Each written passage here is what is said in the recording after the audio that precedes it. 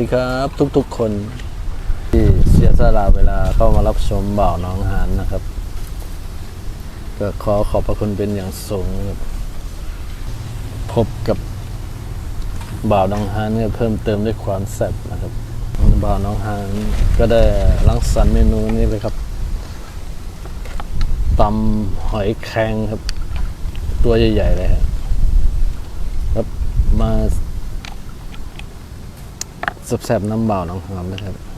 ครับไม่พูดทำเพลงนะครับคำแรกแหกมา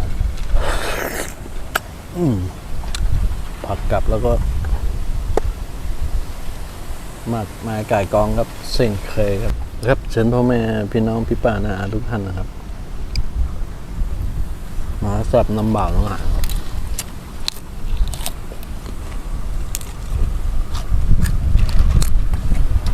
ตำหอยแครงตัวใหญ่ๆครับ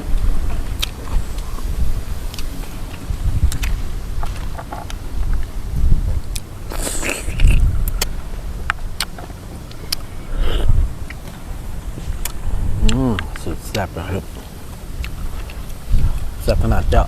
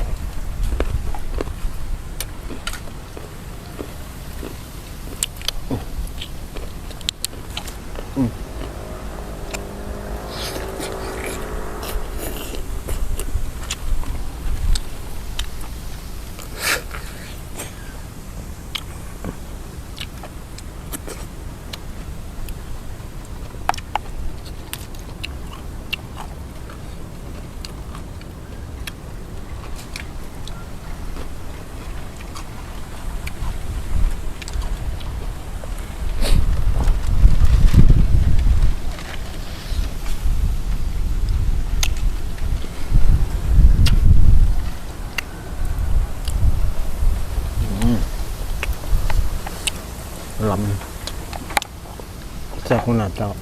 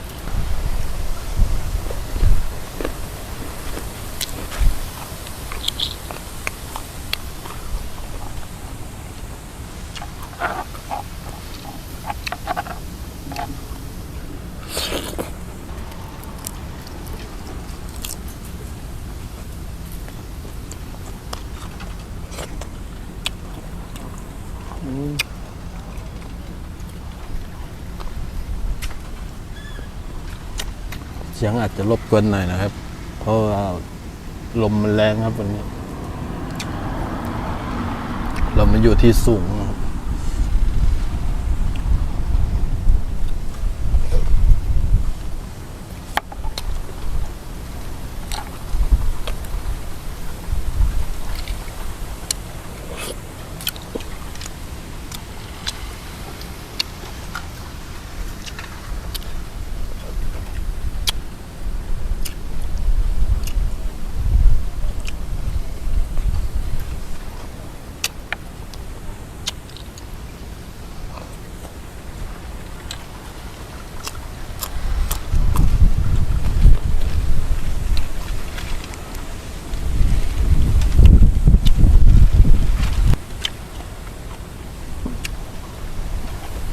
เขาเรียกหอยอะไรหอยแมงปูอะ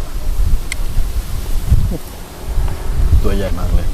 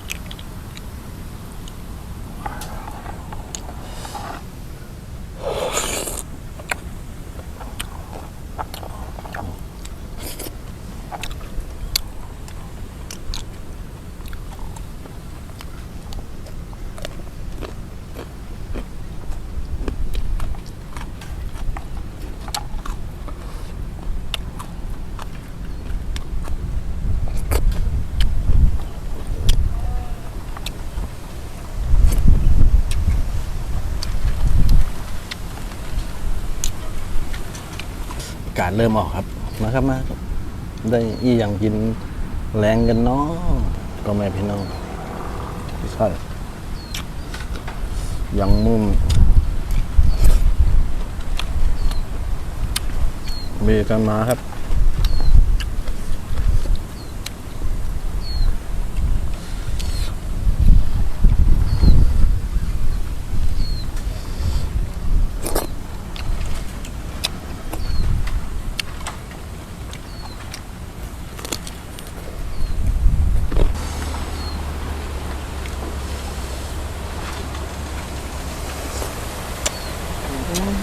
ลมครับมีเสียงลมครับลมแรงขนาดไหนครับ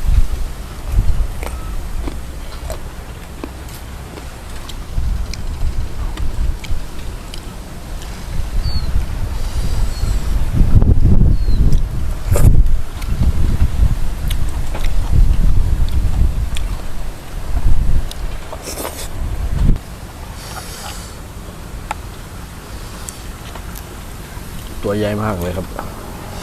นะครับนะครับแซ่บๆน้ำกันแซ่บๆน้ำบ่าวน้องหานครับ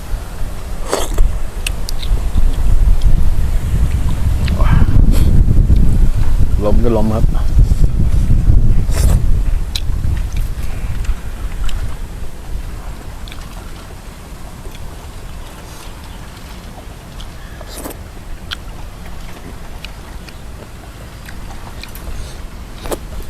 ตัวใหญ่เลยครับ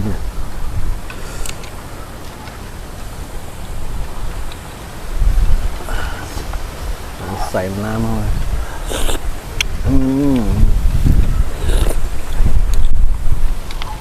สดมากเลยครับสมัคร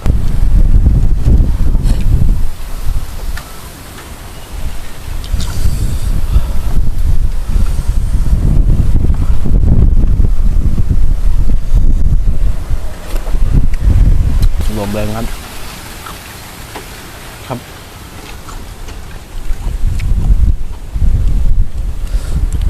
สำหรับคลิปนี้ก็เอา ไว้เพียงเท่านี้นะครับ ถ้าชอบคลิปนี้ก็ฝากกดติดตามกดไลค์กดแชร์กด Subscribe แล้วกดกระดิ่งเพื่อไม่ให้พลาดคลิปใหม่ๆของบ่าวน้องหานนะครับสำหรับวันนี้ก็ลาไปก่อนนะครับบ๊ายบายครับสวัสดีครับขอบคุณมากนะครับ ที่สาเข้ามารับชมบ่าวน้องหานนะครับ